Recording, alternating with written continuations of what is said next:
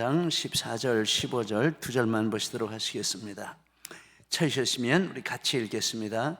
내가 너로 여자와 원수가 되게 하고 내 후손도 여자의 후손과 원수가 되게 하리니 여자의 후손은 내 머리를 상하게 할 것이요 너는 그의 발꿈치를 상하게 할 것이니라 하시고 또 여자에게 이르시되 내가 네게 임신하는 고통을 크게 더하리니 네가 수고하고 것이며 15절까지 14절 15절까지 보았습니다. 할렐루야.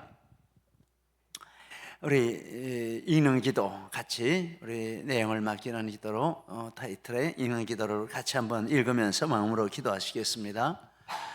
성령의 평안, 성령의 위로, 성령의 능력을 주시옵소서. 성령의 거룩, 성령의 열매, 성령의 사랑이 임하기를 원합니다. 성령의 기름 부으심을 원합니다. 성령의 임재하심, 성령의 나타나심, 성령의 교통하심을 믿습니다. 성령으로 병 고치는 은사, 성령의 병 치유의 능력이 있습니다. 내 안에 성령의 감동이 있게 하여 주시옵소서. 성령과 보혈의 권세가 나의 약함을 만져 주시옵소서. 약할 때 강함 되시는 하나님을 의지합니다. 하나님의 영이 임하시면 낙심의 영이 낙심하여 떠나갈 것입니다. 성령님의 임재로 좌절의 영이 좌절하여 없어질 것입니다. 낙심이 기쁨으로 변하고 좌절이 감사로 바뀌는 능력을 주시옵소서. 낙심의 쓴뿌리가 기쁨의 기름이 부어지기를 원합니다. 좌절의 쓴뿌리에 감사의 기름이 부어지게 하여 주시옵소서. 열등감 속에 숨어있는 슬픔을 제거해 주사 영적 자존감이 회복되게 하옵소서. 주 예수님 이름으로 기도합니다. 아멘. 할렐루야. 우리 모두의 기도가 된 줄 믿습니다. 오늘 말씀은 지난 시간에 이어서 이렇게 여자의 후손, 뱀의 후손 이런 제목이 되겠습니다. 지난 말씀에 여자의 후손에서 여자는 동정녀이고 여자의 후손은 동정녀를 통해서 성육신 하신 성자 하나님 예수 그리스도시다라고 했습니다. 성자 하나님이 동정녀 마리아를 통해 성육신 하심으로 죄 없는 사람으로 이 세상에 오셨고 인류의 죄를 대속하는 사역을 성취하셨습니다. 그런데 이제 마리아는 믿음으로 쓰임받은 것이지 존재로 쓰임받은 것은 아니다라고 했습니다. 즉 마리아 존재 자체가 탁월하고 신적인 능력이 있는 존재라서 하나님 앞에 쓰임받은 것이 아니고 그의 믿음이 정결해서 그 믿음으로 하나님께 쓰임받았다라고 했습니다. 마리아는 성자 하나님의 성육신에 쓰임받은 후에도 쓰임받기 전과 다를 바 없는 하나님의 은혜에 의지하는 연약한 사람일 뿐이다 라는 내용을 이렇게 상고했습니다. 이제 그에 이어지는 말씀에 보면 15절에 보면 내가 너로 여자와 원수가 되게 하고 내 후손도 여자의 후손과 원수가 되게 하리니 이렇게 원수 관계가 되었는데 원수 사이가 되면 일어나는 일이 있는데 무엇이겠습니까? 싸움이 일어나고 전쟁이 일어납니다. 여자와 뱀이 원수가 되고 여자의 후손과 뱀의 후손이 원수가 되었으므로 그 둘 사이에는 필연적으로 이제 전쟁, 싸움이 있게 됩니다. 그 싸움의 내용이 나오는데 15절에 보면 여자의 후손은 내 머리를 상하게 할 것이요 이렇게 말씀을 했습니다.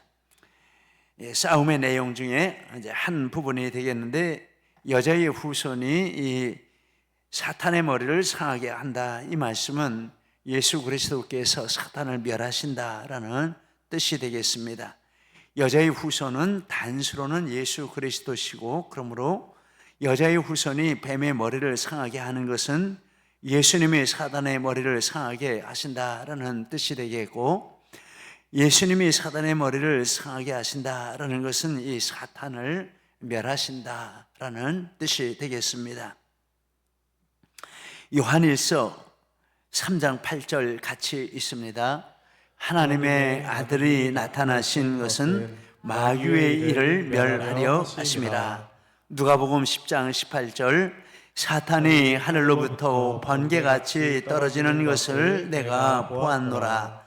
요한계시록 20장 10절 마귀가 불과 유황못에 던져지니 거기는 그 짐승과 거짓 선지자도 있어 세세토록 밤낮 괴로움을 받으리라.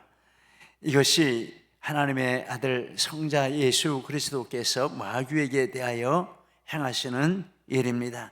하나님 아들이 나타나신 것은 마귀의 일을 멸하려고 나타나셨고, 그래서 사탄이 하늘로부터 번개같이 떨어졌고, 그리고 마지막에 이와 같이 마귀와 그를 따르는 자들이 불과 유황못에 이렇게 던져진다, 지옥에 들어간다라고 말씀하셨습니다. 예수님은 이 일을 하시기 위해서 이 땅에 오신 분이시다라고 하겠습니다. 두 번째, 이 말씀은 또한 예수 그리스도의 교회가 마귀의 세력을 물리친다라는 뜻이 있습니다. 여자의 후손은 복수로는 예수 믿는 성도들, 교회를 가리킨다라고 했습니다. 여자의 후손이 뱀의 머리를 상하게 하는 것은 교회가 사탄의 세력을 물리치고 승리한다라는 뜻입니다. 마태복음 16장 18절 있습니다. 내가 이 반석 위에 교회를 세우리니 음부의 권세가 이기지 못하리라. 요한계시록 12장 10절 11절 우리 형제들을 참소하던 자 곧 우리 하나님 앞에서 밤낮 참소하던 자가 쫓겨났고, 또 우리 형제들이 어린 양의 피와 자기들이 증언하는 말씀으로써 그를 이겼으니 그들은 죽기까지 자기들의 생명을 아끼지 아니하였도다. 마태복음 16장에서는 음부의 권세, 즉 마귀의 세력이 교회를 이기지 못한다라고 말씀했고, 그리고 요한계시록에서는 이와 같이 형제들이 어린 양의 피와 자기들의 증언하는 말씀으로 마귀를 이겼다라고 말씀을 하고 있습니다. 교회를 마귀는 물리칠 수가 없고, 하나님의 백성 교회와 성도들은 마귀를 물리치고 승리한다라고 말씀했습니다. 이런 말씀을 바탕으로 그 유명한 마틴 루터가 찬송가를 만들었는데, 바로 585장 내주는 강한 성이요, 이렇게 예수 그리스도가 승리하심으로 교회가 승리한다라는 내용의 찬양을 만들었는데, 우리 같이 한번 읽겠습니다. 1절 내 주는 강한 성이요 방패와 병기 대신에 큰 환난에서 우리를 구하여 내시리로다. 옛 원수 마귀는 이때도 힘을 써 모략과 권세로 무기를 삼으니 천하에 누가 당하랴. 2절 내 힘만 의지할 때는 패할 수밖에 없도다. 힘 있는 장수 나와서 날 대신하여 싸우네. 이 장수 누군가? 주 예수 그리스도 만군의 주로다. 당할 자 누구랴? 반드시 이기리로다. 이와 같이 마틴 루터는 영적인 싸움을 싸울 때 자기에게 아무 힘도 없지만 하나님의 백성이기 때문에 승리한다라는 이런 확신 있는 찬양을 부르면서 그 싸움에 승리했습니다. 그런데 교회가 이기는 것은 예수 그리스도가 교회의 머리이시고, 교회는 예수 그리스도의 몸이기 때문에 예수님이 이기면 그것이 곧 교회의 승리가 된다라고 하겠습니다. 예수 그리스도는 절대적인 승리자이시므로 교회도 절대적으로 승리한다라고 하겠습니다. 요한계시록 17장 14절 같이 있습니다. 그들이 어린 양과 더불어 싸우려니와 어린 양은 만주의 주시요 만왕의 왕이시므로 그들을 이기실 터이요 또 그와 함께 있는 자들 곧 부르심을 받고 택하심을 받은 진실한 자들도 이기리로다. 예수님의 승리는 성도의 승리이고, 예수님의 이김은 성도의 이김이고 교회의 이깁니다. 요한계시록에서 이렇게 분명하게 말씀을 하고 있습니다. 그래서 우리 교회와 우리 성도들의 이 싸움은 이겨놓고 싸우는 싸움이다라고 하겠습니다. 여러분, 이겨놓고 싸우는 싸움이니까 이거 뭐 불을 보는 거나 마찬가지입니다. 아무 문제 없습니다. 우리는 벌써 이긴 자리에 마음으로 가 있습니다. 할렐루야. 네, 우리 이겨놓고 싸우는 싸움입니다. 우리 함께 화면의 내용을 보시고 우리 선포를 하시겠습니다. 자, 반드시 이긴다. 절대로 승리한다. 자, 반드시 이긴다. 시작. 반드시 이긴다. 절대로 승리한다. 시작. 절대로 승리한다. 할렐루야입니다. 벌써 이긴 것 같지 않습니까? 이겼습니다. 승리했습니다. 왜냐하면 예수님이 이미 이기셨기 때문에 교회는 아직 이 땅에 있지만 이긴 것이나 다름이 없습니다. 교회는 패할 수 없습니다. 세상에 보면 교회가 무너지는 것 같고 교회가 없어지는 것 같고 사라지는 것 같고 그런 때도 없지 않아 있지만 끝까지 가보면 교회는 승리하는 교회로 존재하게 될 것입니다. 마귀가 이기는 것 같고 마귀가 모든 걸 정복하는 것 같지만 끝까지 가서 보면 마귀는 지옥에 떨어질 존재다라고 말씀하고 있습니다. 그의 두 번째, 뱀과 여자의 후손의 싸움, 즉 전쟁에서 뱀이 하는 일이 있습니다. 사탄이 하는 일이 있는데 그리스도 여자의 후손이 뱀의 머리를 상하는 그것으로 끝나는 것이 아니라 뱀도 하는 일이 있는데 여자의 후손의 발꿈치를 상한다, 이렇게 말씀을 하고 있습니다. 15절에 너는 그의 발꿈치를 상하게 할 것이니라. 이것은 첫째, 사탄이 예수님을 공격해서 제한된 피해를 입힌다라는 뜻이 되겠습니다. 여자의 후손은 단수로 예수 그리스도이신 것이고 뱀이 여자의 후손의 발꿈치를 상하게 한다라는 것은 사탄이 예수님을 공격해서 제한적이지만 피해를 입힌다라는 뜻이 되겠습니다. 그런데 성경을 보면 예수님이 출생하신 그때부터 집요하게 사탄이 예수님을 공격했습니다. 출생하자마자 헤롯을 동원해서 예수님을 죽이려고 했고 예수님의 애국으로 편안하시는 일이 있었고 공생애를 시작하실 때 예수님이 이 마귀의 시험 받으셨고 또 바리새인들의 공격을 계속해서 받으셨고 끊임없이 공격을 받는 이게 다 마귀의 공격이 되겠습니다. 그리고 예수님은 광야에서 40일 금식 기도를 하셨고 또 겟세마네 동산에서 핏방울이 떨어지는 것처럼 적절한 기도를, 마귀의 공격을 이렇게 이기기 위해서 이제 이런 고난을 당하셨다라고 합니다. 히브리서 5장 7절 8절 같이 있습니다. 그는 육체에 계실 때에 자기를 죽음에서 능히 구원하실 이에게 심한 통곡과 눈물로 간구와 소원을 올렸고 아들이시면서도 받으신 고난으로 순종함을 배워서, 여기 보면 죽음에서 능히 구원하실 이에게 통곡을 하시고 눈물로 기도하시고 아들이신데도 고난을 통해서 이렇게 고난을 겪으셨다라고 합니다.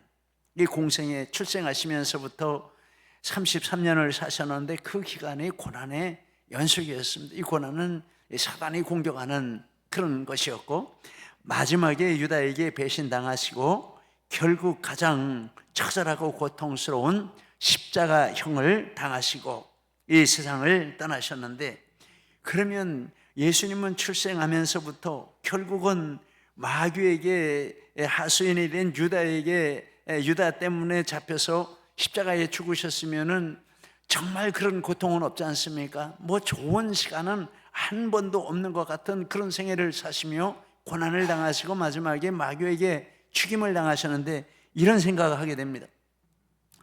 그런데 이게 발꿈치를 상하게 한다라는 이 표현이 맞는가? 그렇지 않습니까?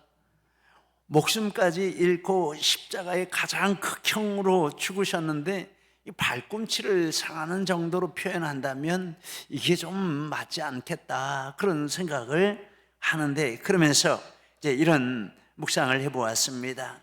그게 맞지 않다라고 볼 수 있는 그 상황은 이 세상으로만 한정해서 보면 맞지 않습니다. 이 세상이 모든 것의 끝이라고 하면 이거 뭐 발꿈치 상한 게 아니죠. 완전히 망한 거죠.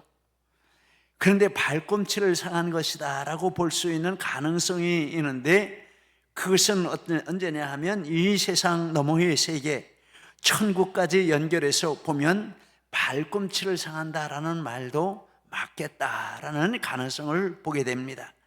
빌립보서 2장 6절 8절 같이 있습니다.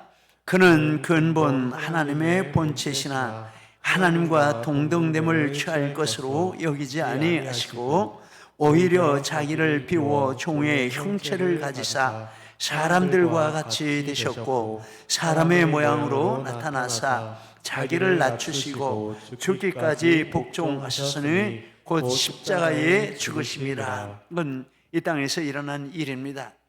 그래서 이 땅에서 일어난 일로 끝이라면 이거는 발꿈치 상하는 그 표현은 맞지 않죠. 그런데 그 다음이 있습니다. 빌립보서 2장 9절로 11절 같이 있습니다. 이러므로 하나님이 그를 지극히 높여 모든 이름 위에 뛰어난 이름을 주사 하늘에 있는 자들과 땅에 있는 자들과 땅 아래에 있는 자들로 모든 무릎을 예수의 이름에 꿇게 하시고 모든 입으로 예수 그리스도를 주라 하나님 아버지께 영광을 돌리게 하셨느니라.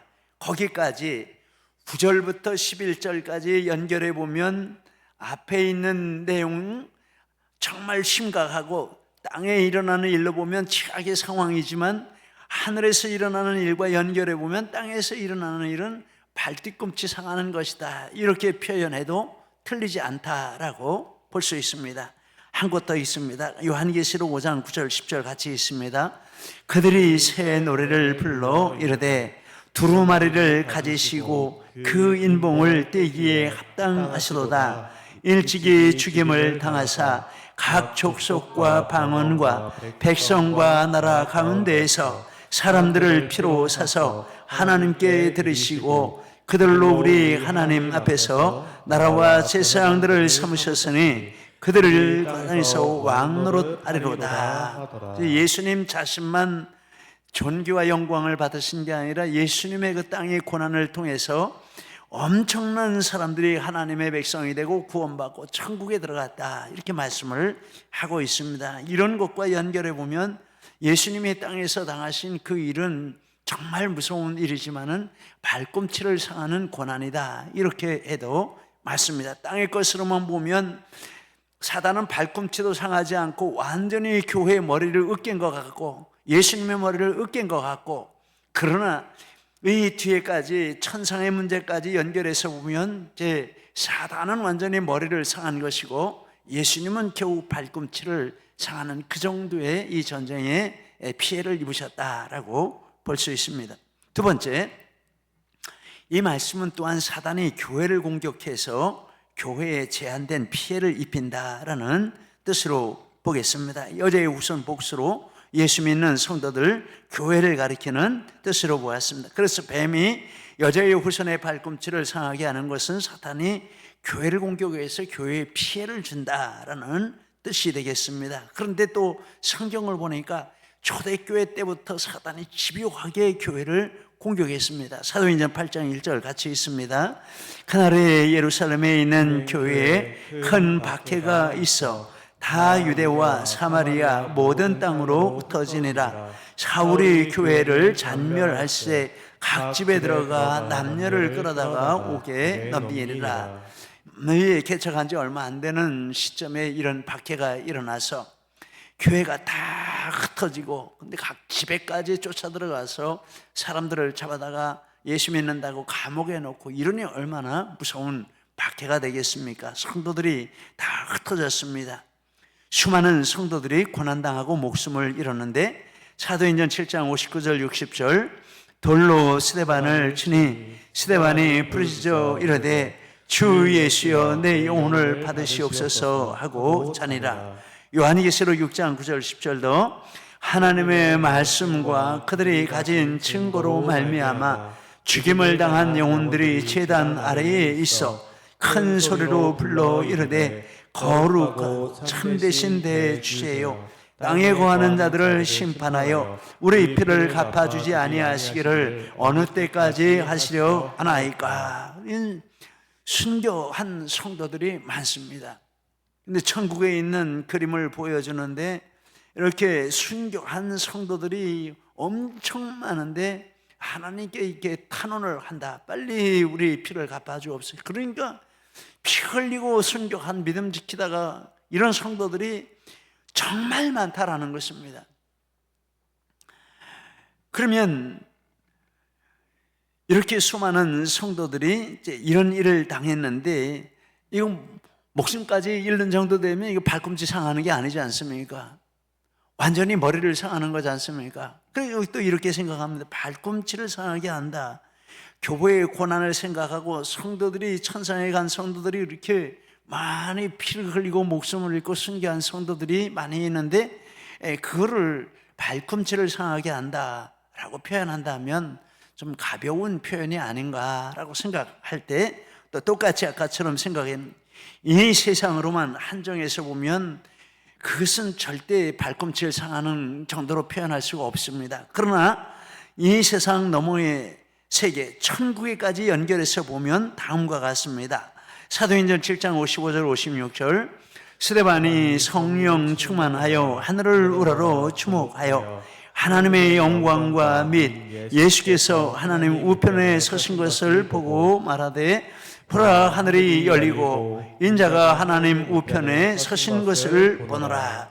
스데반이 이렇게 돌에 맞아 순교를 하는데 하늘이 열리고 영광을 보면서 이제 거기에 갈 것을 생각하면 진짜 하나님을 뵙고 예수님을 뵙는다면 땅에 이렇게 돌에 맞아가지고 형체가 없이 깨진 몸이라도 그것은 발꿈치가 상하는 것이다 라고 하겠습니다. 요한계시록 20장 4절 같이 보겠습니다. 내가 보니 예수를 증언함과 하나님의 말씀 때문에 목배임을 당한 자들의 영혼들과 또 짐승과 그의 우상들에게 경배하지 아니하고 그들의 이마와 손에 그의 표를 받지 아니한 자들이 살아서 그리스도와 더불어 1000년 동안 왕노릇하리다. 목배임을 당했다. 순교한 것이죠. 순교한 영혼들, 믿음 때문에 고난당한 영혼들이 수많은 영혼들이 있는데 그들이 이제 마지막 때에 새로운 몸을 입고 이 땅의 고난으로 망가진 몸이 아니라 최고의 영광스러운 몸을 입고 부활해서 천국에서 영생을 누리며 그리스도와 함께 만물을 다스린다라고 말씀하고 있습니다. 교회와 성도가 믿음 때문에 당하는 고난도 세상으로만 보면 그 이상 없는 고통이지만 천국까지 연결해서 보면 발꿈치를 상하는 고난이다 이렇게 말할 수 있겠다 싶습니다. 그래서 우리에게 필요한 것이 있는데 성경적인 고난관을 가져야 한다라는 것입니다. 성경적인 고난관은 어떤 것입니까? 나름대로 몇 가지 정리해 보았는데 같이 한번 읽겠습니다. 첫째,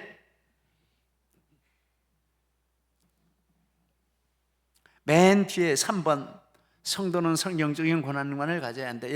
첫째 같이 있습니다. 인생에는 이 세상만 있는 것이 아니고 내생 천국과 지옥이 있다. 이제 이걸 분명하게 믿어야 됩니다. 이 세상에만 중심을 두면 이 세상에서 고난당하고 끝이라 하면 그것처럼 억울한 일 없습니다. 내생이 있는데 천국과 지옥이 있다. 두 번째, 이 세상은 마귀와 하나님의 영적인 전쟁터로 믿음을 지키려면 마귀에게 고난을 당한다. 세 번째, 믿음을 위한 고난은 주님께 받을 천국의 상급에 연결된다. 자, 이 믿음도 분명하게 가져야 합니다. 이 땅에서 고난당하는 것은 고난으로 끝나는 것이 아니라 천국의 상급과 반드시 연결되어 있다. 네 번째, 천국 상급은 고난과 비교할 수 없이 크다. 로마서 8장 18절 같이 있습니다. 현재의 고난은 장차 우리에게 나타날 영광과 비교할 수 없도다. 바울 사도가 모든 고난을 가볍게 생각한 근거입니다. 얼마나 바울 사도가 많은 고난을 당하고 마지막에 순교의 잔을 마셨는데 그럼에도 불구하고 가볍게 생각했습니다. 왜냐하면 장차 하나님 나라에서 받을 영광과 비교할 수 없는 것이기 때문에 그렇다라고 했습니다. 끝으로 다섯 번째, 그러므로 믿음 때문에 당하는 어떤 고난도 발꿈치를 상하는 고난이다 라고 말할 수 있겠습니다. 그렇습니다. 우리가 정말 강력하게 우리의 삶의 모든 것을 천국과 연결시키고, 그리고 우리가 만나는 범사의 모든 일들을 계속 천국의 것들과 계속 연결하고 천국의 것들과 이렇게 확인을 하고 이렇게 갈 때 이 세상에서 우리가 당하는 모든 고난은 우리는 가볍게 받아들일 수 있고, 발꿈치를 상하는 고난 정도로 생각하고 흔들리지 않고 계속해서 믿음의 길을 담대하게 걸어갈 수 있는 능력을 가지게 되는 줄 믿습니다. 마지막으로 우리 다시 한번 함께 하고 읽은 저기 한번 같이 보겠습니다. 같이 읽겠습니다. 발꿈치밖에 못 건드리니 걱정하지 마. 아멘입니까? 순교의 잔도 이 말씀에 비추어보면 발꿈치 건드리는 것입니다. 물론 발꿈치를 건드리면 통증도 있겠고 걷는 것도 불편하고 절룩거리기도 하고 가다가 넘어지기도 하겠지만, 그러나 그것이 몸 전체에 절대적인 영향, 생명에 영향을 끼치거나 그런 것은 아닌가라는 것입니다. 반드시 이길 수 있고 승리하고 하나님 나라 천국에 이런 완전한 것을 누리게 하는 그런 과정이라는 것입니다. 우리는 믿음의 고난을 이렇게 믿습니다. 여러분 믿음 때문에 고난이 올 때 이와 같은 믿음으로 담대하게 승리하시고 나가시는 우리 모두가 되시기를 예수님 이름으로 축복합니다.